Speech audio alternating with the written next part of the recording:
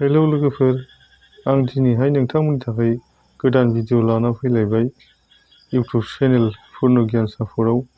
दिनैनि बे भिडिअआ बे 5 थाखा स्मारक सिकिनि सोमोन्दै जागोन लोगोफोर। नोंथांमोनहा भिडिअखौ मोजाङै जोबजासिम नायलां। बे 5 थाखा सिकिनि मार्केट भेलु आरो प्राइसखौ आं दिनै नोंथांमोननो बे भिडिअनि गेजेरजों फोरमायनानै होनो सानदों। आथिखालावहाय नमस्पेटिक फिल्डआव बे 5 थाखा स्मारक सिकिया बेसेबां सोलिनानै दङ आं बेखौ नोंथांमोननो दिनैहाय बे भिडिअनि गेजेरजों फोरमायनानै होनो सानदों। बे सिकिया बबे धातुजों बानायनाय होननानै बुङोबा कपार निकेलजों बानायनाय लोगोफोर। बे सिकिनि अजना 9.18 ग्राम लोगोफोर। डायमिटारा जाहैबाय 23 mm। थिकनेसआ जाहैबाय 2.9 mm लोगोफोर। शिफ्ट सार्कुलेशन कइन, सार्कुलेशन स्ट्राइक लोगोफोर। दा आथिखालाव बे 5 रांनि 5 थाखानि स्मारक सिकिया नमस्पेटिक फिल्डआव मार्केटआव बाजाराव बेसेबां सोलिनानै दं आं बेखौ बे भिडिअनि गेजेरजोंनो नोंथांमोननो फोरमायनानै होनो सानदों। नोंथांमोनहा भिडिअखौ मोजाङै जोबजासिम फुरा नायलां आरो नोंथाङा चेनेलाव गोदानबा अननानै लाइक खालामना होबानो जाबाय।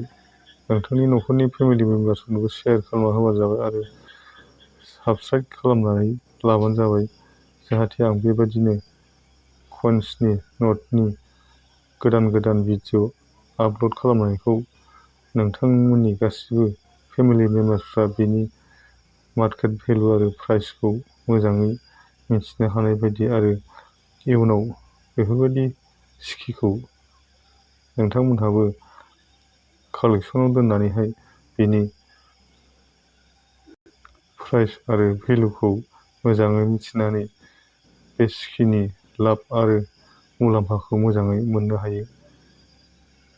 बे सिकिया जाहैबाय 50 एनिभार्सारि अफ इउनाइटेड नेशन लोगोफोर आरो बेनि बानायनाय इयार्सआ जाहैबाय 1995। मिनमार्कआ जाहैबाय नयडा मिनमार्क लोगोफोर। बेवहाय राउन्ड डट दङ नैबे गाहायावहाय। बेखौ जों नायोबा सिनायनो हायो जे बियो राउन्ड डट हिसाबै बियो नयडा मिनमार्क लोगोफोर। दा आसोल खोथायानो जाहैबाय बेनि मार्केट प्राइस आरो भेलु। जुदि नोंथांनावबो बेबायदि स्मारक सिकिया दङब्ला नोंथाङा कालेक्सनाव दोन। बे सिकिया आथिखालाव साप्लाय गैला, मानो होनोबा बिनि अनगायै गुबुन बायदि रोखोमनि बायदि डिजाइननि गोदान डिजाइननि सिकि दिरुनबाय थायो। बेनिखायनो बे इयुनावहाय गोजाम जालाङोबा बेफोरबायदि स्मारक सिकिया इयुनाव रेयार केटेगरियाव गोलैगोन। दा बे सिकिया कमन केटेगरियावनो दङ लोगोफोर। मानो होननानै बुङोबा बे सिकिया बारा गोबावनि नङाना, बारा गोबाव जायाखै। बेनिखायनो बे दा कमन केटेगरियावनो दंथ'यो लोगोफोर। थेवब्लाबो कमन केटेगरिनि सिकिब्लाबो बे सिकिखौहाय आथिखालाव नमस्पेटिक फिल्डआवहाय नर्माल कन्डिसनाव 25 थाखा मोनगोन लोगोफोर आरो इउएनसि कन्डिसनबा 200 निफ्राय 250 सिम मोननो हायो लोगोफोर। मुम्बाइ मिनमार्कनियाबो एखेयानो थाङो लोगोफोर।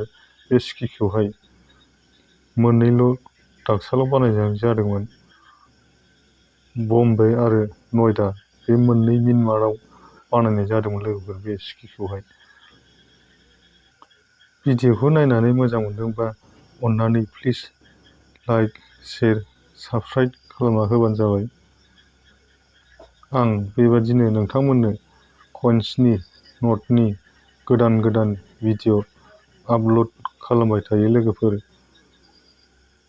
अब्ला दिनैनि बे भिडिअखौ बावहायनो दोनथ'बाय लोगोफोर। एसेनोसै, गोजोन्थों।